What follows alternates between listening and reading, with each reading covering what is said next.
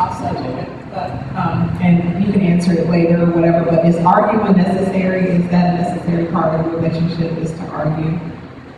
I do believe it's necessary.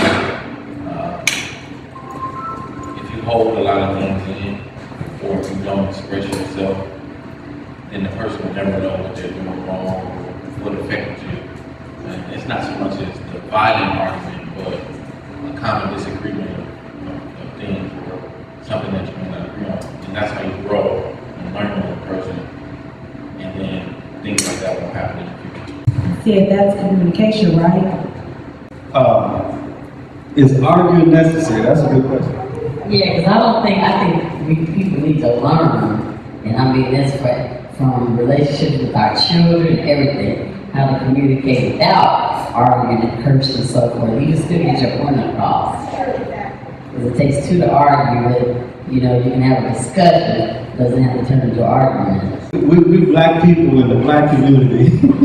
Now, how realistic is it that we not going to argue? That's a part of growing, though. Right. Sister said arguing is a part of growth. Learning that you don't have to argue about everything.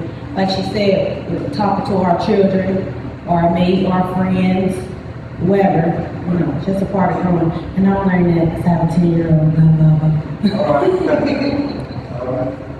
Okay, arguing, I think it's essential. I think it's important, but I don't think we should argue maliciously and just say all kind of evil stuff to each other. And at the end of the day, I can't. Argument always leads to that. It always leads into this, it always leads into this big fight, and everybody says something that they don't mean, and once you say something, you can't take it back. So it's like, why can't you just discuss your differences, somehow work it out and, call it truce. It doesn't have to carry on for days, and stuff like that. That goes for the individual. You have to know you and your way of reacting to things. You have to know your partner's way of reacting to things. So if you know your partner is an argumentative person, you have to be the person not to go back at that person.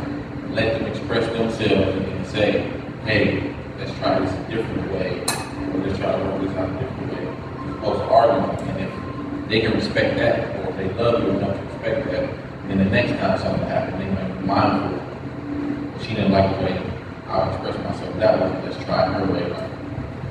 But in some of our immaturities, all of us probably, or some of us are probably guilty of maybe starting an argument because we think if we can get an argument out of somebody, they really into us. So we have to really go back in there and figure that out for us. Like, am I starting something? Okay, he liked me because he argued back with me. Because some people, if somebody don't argue back with you, they leave you like, oh man, no. That goes back to also, like, you remember I was saying, like, how when you, I guess, learn a person's weaknesses, and then when you get in an argument, you throw them back in their face. That happens. I mean, we can say all the right things while we're here, but in the heat of the moment, you're gonna be like, nigga, how we all get, just in terms of defending ourselves, because not only are we, see, when we get in a relationship, we gotta realize that we had a life before we met. So you don't know how many wounds I have along the way. So when we meet each other, it's like we just meet each other. But then you learn my wounds, you learn my weaknesses, my frailties, or whatever. But then you're pushing my buttons. Or something that happened when I was 15. Or something that happened when I was 22, or whatever.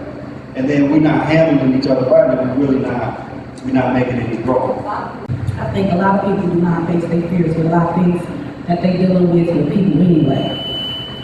People get together and I think a lot of times they front because everything in the beginning normally is good. That's when everything is good in the beginning.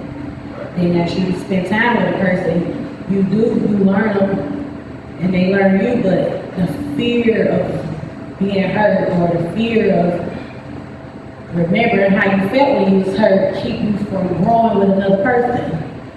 That fear, that fear, that hinders us from really making a true connection. Because see, if you really trying to go, okay, get married, because when you go to the altar, the minister said, you're not really actually married then, you're making a commitment to God that you're going to be on a journey to become one. It's a commitment before God and your family and friends that you're committing to take a lifelong journey to become one. But in the process of becoming one, we have fear. But fear hinders us from here and here to really truly make a connection. I'm afraid to really step out there. I'm afraid to really open up to this lady or to this man. But then we haphazardly in the relationship, we like this. We kind of like, we there, but we ain't there. Excuse me, or we're not there. If you want to get technical, that's how the relationships are being started wrong anyway. It was a role that everybody was supposed to play anyway. People are not really following the rules of being in a relationship with a man or a female anyway. They were giving themselves to the Most High anyway first and following the proper procedures that they were supposed to, but we're born in sin, and so we're sinners. But if we were born and we had people really putting us on the right track and showing us the right way in the beginning, then it made the world a different place. That's why I think a lot of relationships and situations with male and female are the way it is. But there is no guide to a relationship or marriage. There's no book. There's no relationship is the same or. It's not a guide, but they say you're not supposed to have sex until you're married. Like you said, they said. Who said that? Me? They said a Bible. What is the Bible? Well, they have to say it. But it's a Bible, what does it really mean?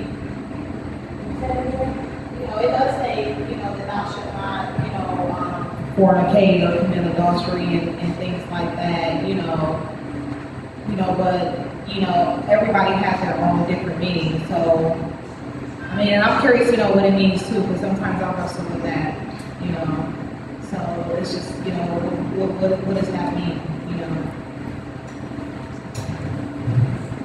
So we gotta get back to the spiritual foundation.